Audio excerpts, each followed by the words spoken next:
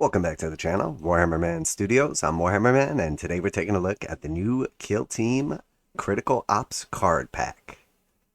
Kill Team is a fantastic game to fit quick Warhammer action into a busy day. It only needs a handful of models and an hour or so to fight exhilarating skirmish battles. But what if you could speed the setup of your next match play game even more? With, say, a pack of handy reference cards, bristling with bite-sized rules and mission plans. Sounds pretty good. Sounds like they're basically going for the warcry setup with the cards.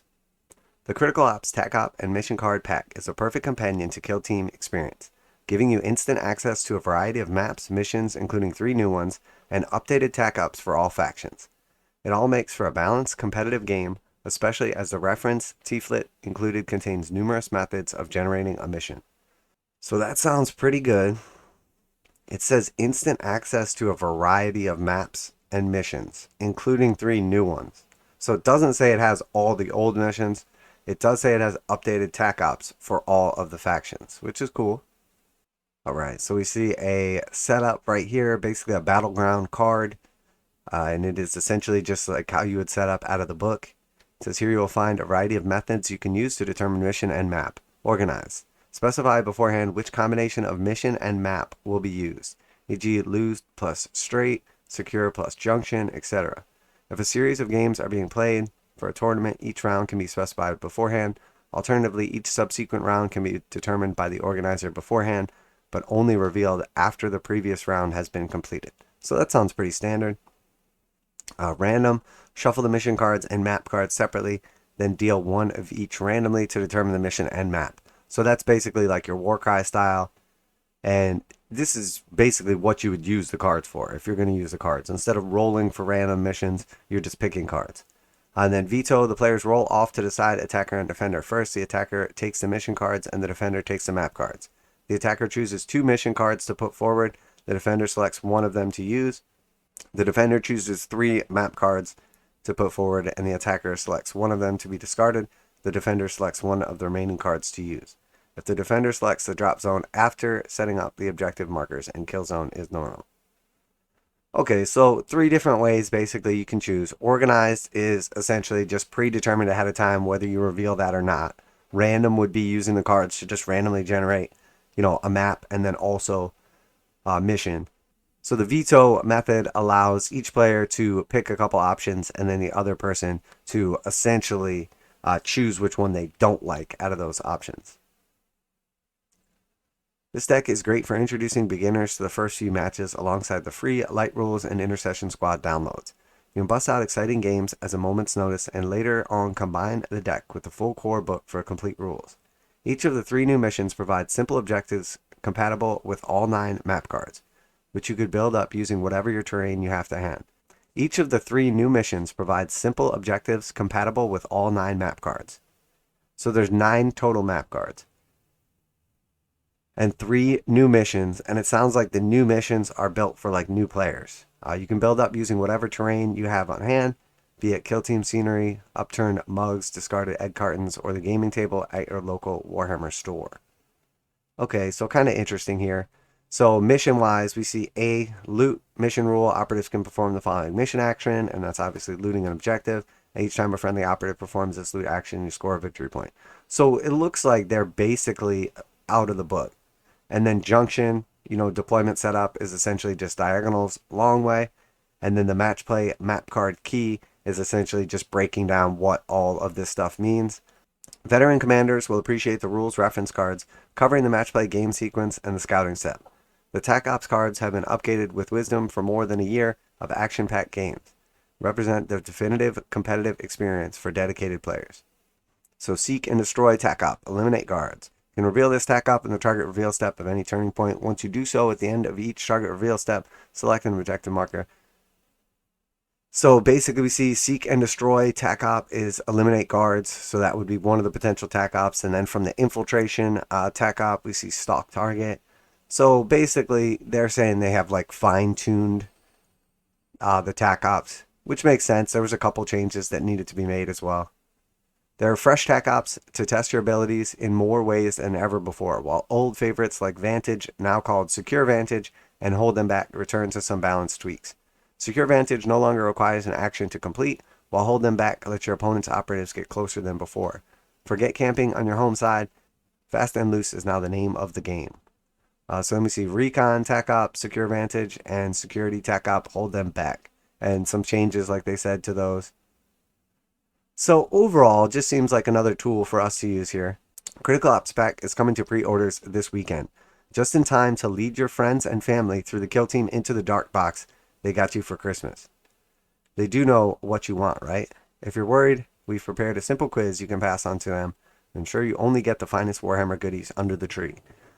Okay, so this last paragraph has me thinking that my theory that no one at Games Workshop actually plays any of these games, they just like design them and sell them, further reinforced right here.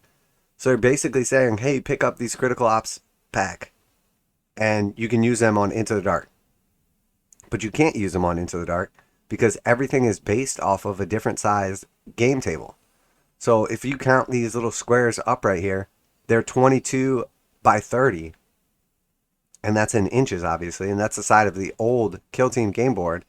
But you can't use these on Kill Team Into the Dark. The game board is different size. You're going to have a bunch of like walls and stuff in between.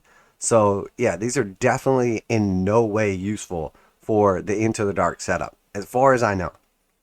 So I guess my biggest complaint about this whole setup right here is we see that there is obviously a pack of cards. We see what some of the cards do. They told us a couple of the numbers for some of the cards. But like for me, if I'm going to buy this product, I want to know how many actual cards are in this pack and like roughly what are they? Like, you know, we know there's a couple mission cards. I'm sure we could kind of maybe count right here and try to figure out how many cards are in the actual deck. And then we can go through and say, okay, we know there's 10 missions and 3 new ones. And we could go through and do a bunch of detective work and try to figure out like what is in here. But I would think that you would just tell people to try to sell it to them. Because it really seems like there's probably going to be like 10 missions, 10 maps, give or take a couple. And then it's basically just the updated Tac-Ops cards. So I don't know. I'm not sold on this product. And I have literally bought every single thing Kill Team that they have released for pretty much like 2 editions. So the fact that I'm not like sold on this right away tells me that they did not do a great job marketing this.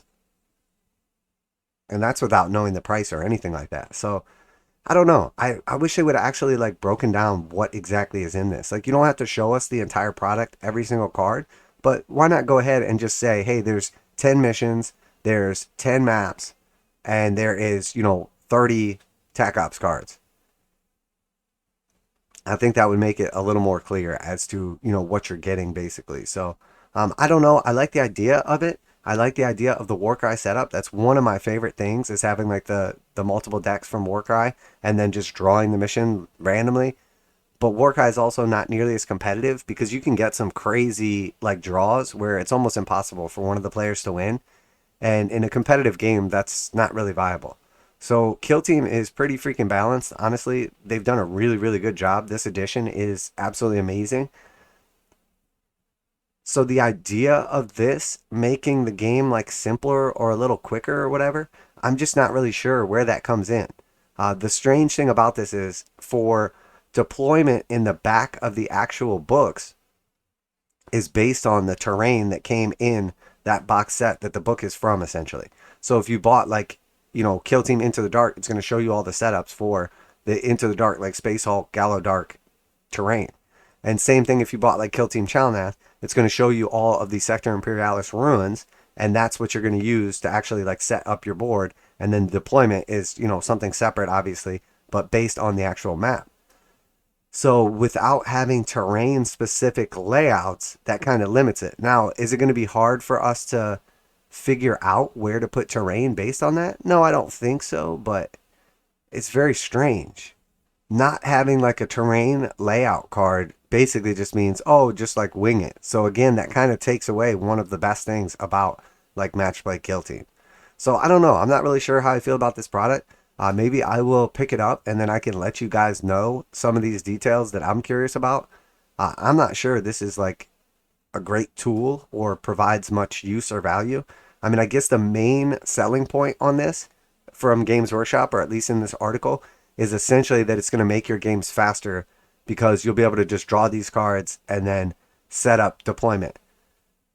I think if they had a specific card made for each kill team set that has come out, and it had, you know, a map layout on it with the terrain, or like a terrain layout, I should say, I think that would be better.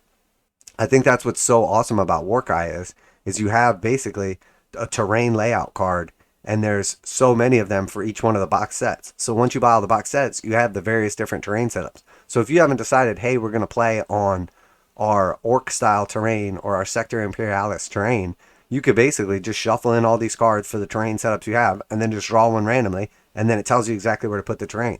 I think that's way, way better. And then if you don't have the correct terrain setup, you can just pull those cards out of the deck ahead of time. This, to me, doesn't actually make the game any quicker. One thing that makes the game quicker, in my opinion, based on the book, is essentially just telling you where to put the terrain. You know, you roll a dice, it shows you exactly where to put the terrain. You put the terrain there. That's quick. You know, picking a card out of here and then setting up the board and then deciding player-placed terrain, how we're going to put everything, that doesn't actually make the game any quicker. If anything, it makes it longer.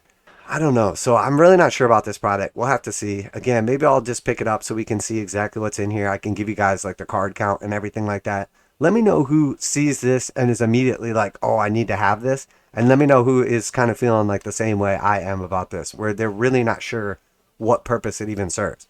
Now, if this was specifically geared towards beginners, which it sounds like there's a little bit of an element of that with like the 3 new cards that they're talking about in here, or if it was specifically like, hey, we upgraded the secondaries.